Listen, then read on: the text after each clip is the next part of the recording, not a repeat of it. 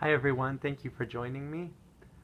In today's discussion, I'd like to provide an introduction to some of the core concepts in marketing ethics, and I'd also like to lay the groundwork for some subsequent discussions in future talks about some of the subfields of marketing ethics, including especially the exciting new field of targeted marketing, which has sort of localized itself around social media and some of the information and data gathering practices that have arisen around that.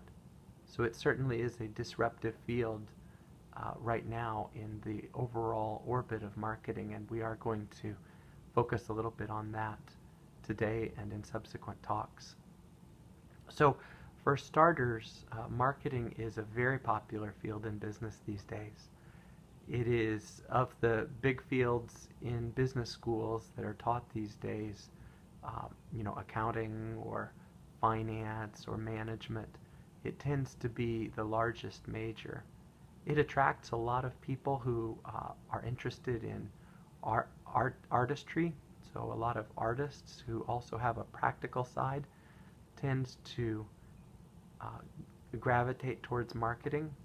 A famous marketing artist, perhaps the most famous in contemporary American business, has been Johnny Ive at Apple, who is really a genius. He recently has left Apple for his own firm, but all of Apple's famous uh, branding, the famously sleek design, the simplicity of the lines, the stark contrasts and the colors all dates back to some of the genius innovations of Johnny Ive and his studies of what would appeal to people as a way to sell technology.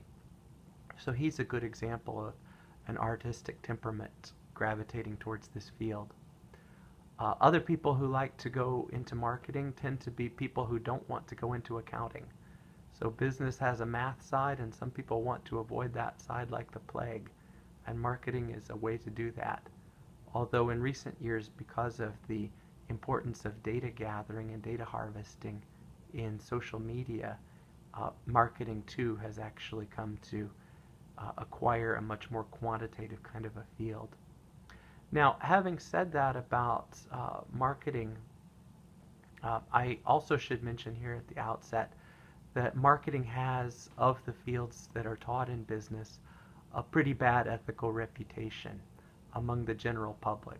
Not necessarily in business schools, but the perception of a lot of the general public is that this is a field that specializes in deception. And I think that that's probably the main criticism, ethically speaking, that tends to be launched against marketing, is that it is deceptive. I remember having a discussion with a student not too long ago, and she said she had informed some friends from high school back home that she was majoring in marketing, and their response immediately was, "Oh, so you're going to try to put one over on us. You're learning how to manipulate us." And she was taken aback a little bit, but I told her that that's actually a relatively common perception among many people in the general culture about this field. I wouldn't let that, though, deter you if you are a student in marketing right now.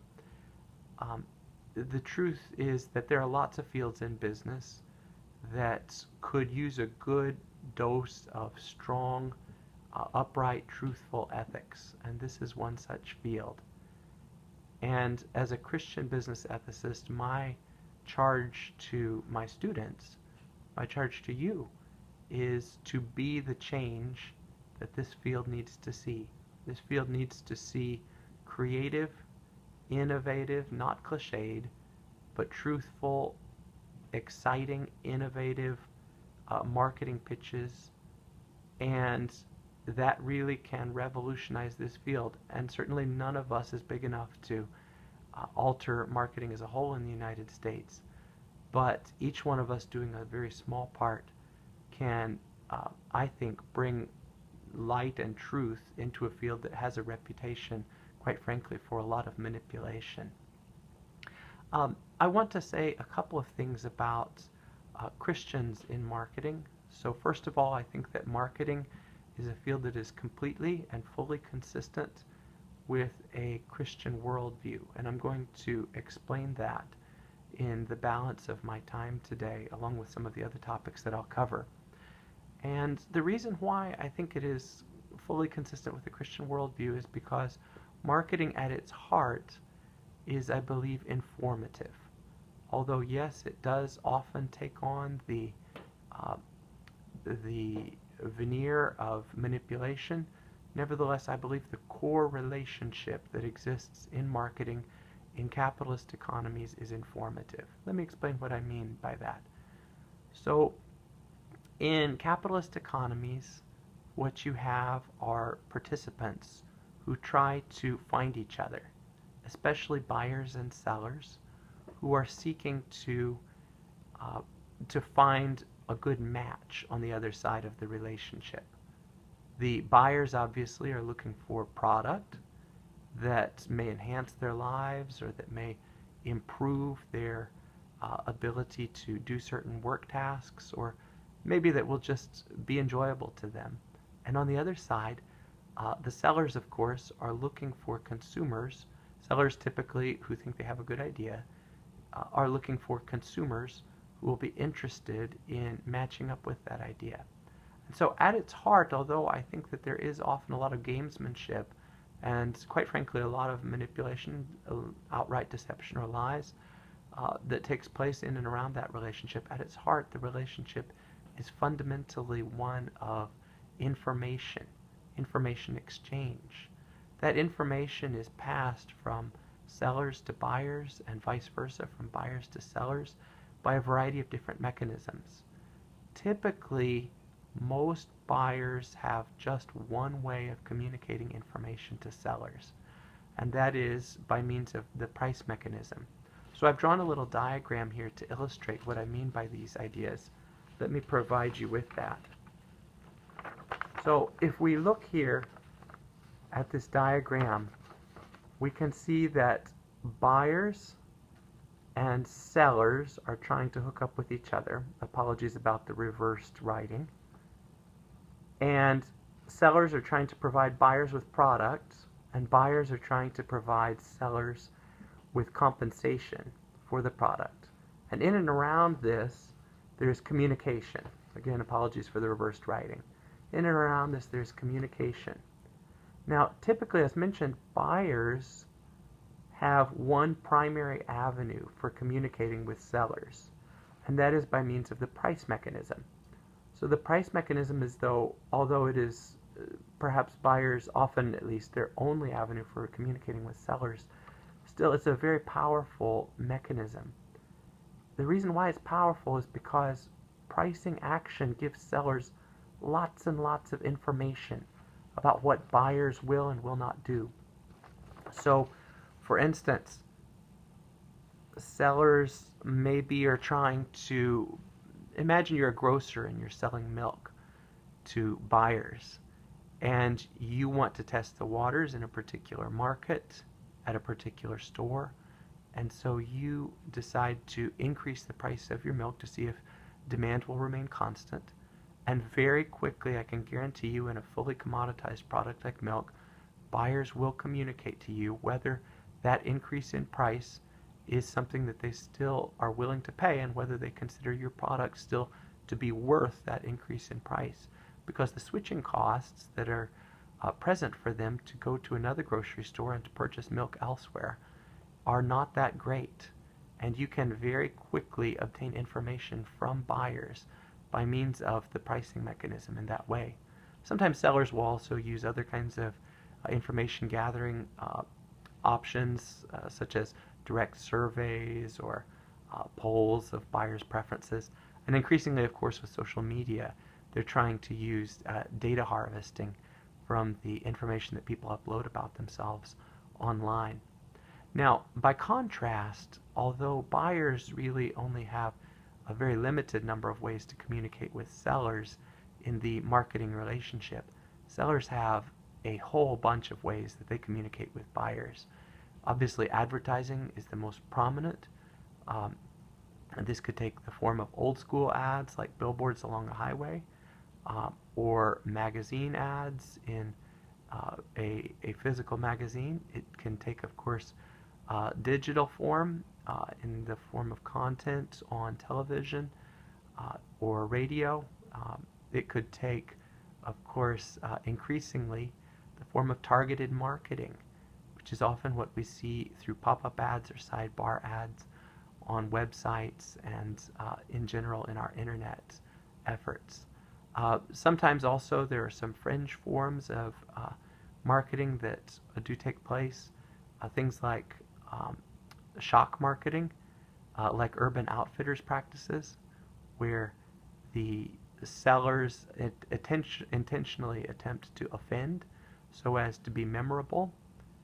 You'll find in marketing courses that one of the big goals is just to be memorable, to do something that will bring your product to mind the next time that buyers are in the mood to think about purchasing something along the lines of what you're selling. At any rate, the general point being that sellers have a variety of different ways of communicating with buyers, and they use often many different mechanisms to accomplish that.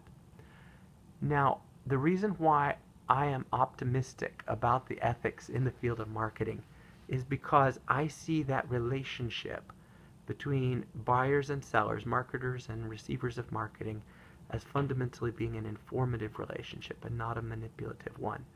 It is informative because it is a relationship in which parties that want to meet up, most of the time, unless it is truly a product that is of no value to buyers and they're solely being manipulated into it.